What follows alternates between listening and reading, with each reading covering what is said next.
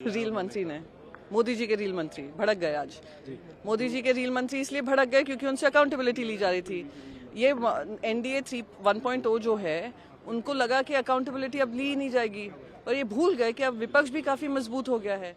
देखिए, मैं बस यही कहूंगी कि हम जो पार्लियामेंटेरियंस आते हैं, जब हम पार्लियामेंट में आते हैं, हमारे सिर्फ एक ही धर्म है कि भारत माता की सेवा। हमारा सिर्फ एक ही जात है, वो है भारत माता को आगे बढ़ाना, उनका विकास देखना।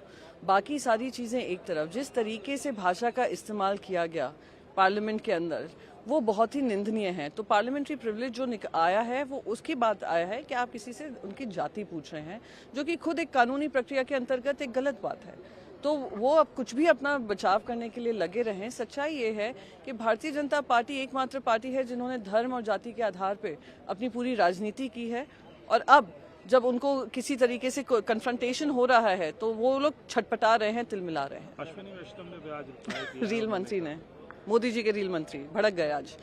मोदी जी के रील मंत्री इसलिए भड़क गए क्योंकि उनसे अकाउंटेबिलिटी ली जा रही थी।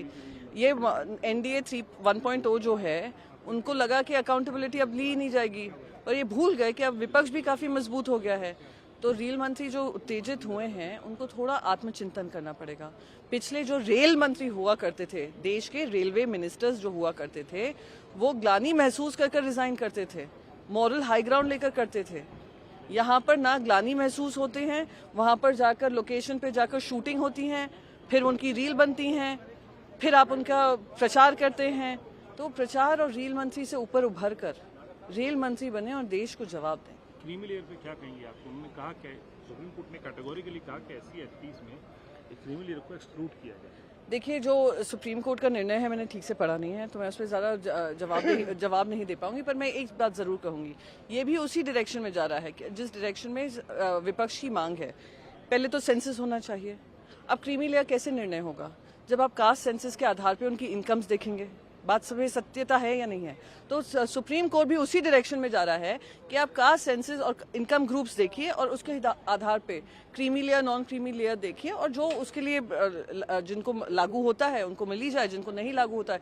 तो कास्ट सेंसस जब कहा जाता है, इसलिए कहा जाता है कि टारगेटेड डिलीवरी हो, टारगेटेड वेलफेयर स्कीम्स बने, टारगेटेड जो लोग डिसएम्पावर्ड हैं, वीक हैं, कमजोर हैं, डिस्पाइट वेलफेयर स्कीम्स, उनको कैसे ऊपर उभारा जाए। यही एक मुद्दा है जो सुप्रीम कोर्ट शायद उसी की तरफ जा रही है। महाराष्ट्र के लिए एक अच्छी खबर है, आप महाराष्ट्र से आती हैं। तीसरा मेडल जो है आया है भारत की झोली में, और वो खिलाड़ी जो महाराष्ट्र से। देखिए, महाराष्ट्र मैंने हमेशा आर्मी में हो, इकोनॉमी में हो और अब ओलंपिक्स में हो, हमेशा देश का झंडा ऊपर किया है। ये महाराष्ट्र कर्म भूमि है और देश के लिए वो आगे जो चीजें होती हैं, गौरवान्वित करने वाली चीजें होती हैं, वो किया है। मैं उनको कांग्रेचुलेट करना चाहूंगी कि वो ब्रॉन्ज मेडल जीते हैं, और मैं कामना करूंगी कि आने वाले समय में वो गोल्ड भी जीतें, सिल्वर भी जीतें और देश का नाम रोशन करें।